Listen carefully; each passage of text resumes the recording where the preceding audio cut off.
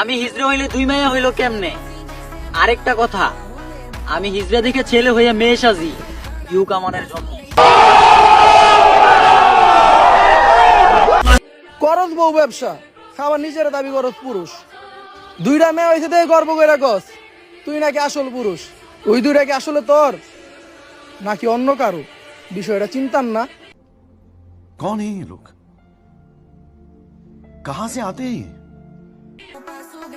বুঝলাম আমি করি বউ ব্যবসা, তোরা মানুষের নামে বদনাম করে ভিউ কামাস, ওইটা কি মানবতা? এই কথাটা সকল কাপল ব্লগারদেরই মনে রাখা দরকার। ইসলাম কিন্তু ব্যবসাকে হালাল করছে, বউ ব্যবসাকে না।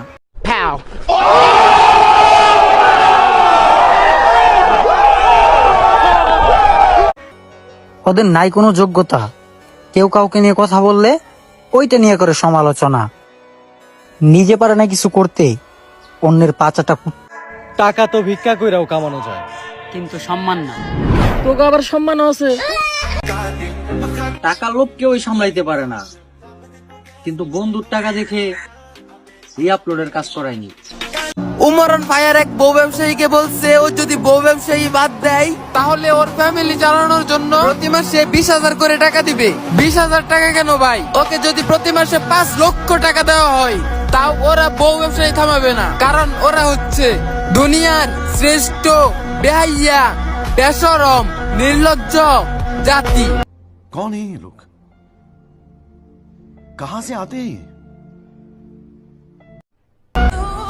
সফল হয়েছেন, উপরে উঠছেন, ভালো কথা, তবে এইটা মনে রাখেন অহংকার কিন্তু পতনের মূল।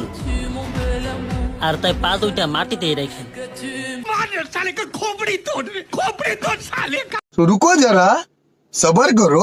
बोला धक्का बुक्की नहीं करने का, आराम से लेने का। हाँ, আমি 2টা নিয়ম অনেক মাইনা চলি। যেটা আমার ওটা আমি অন্য কারো হতে দেই না, আর যেটা অন্য কারো ওটা আমি অল্পর জন্যও চাই না।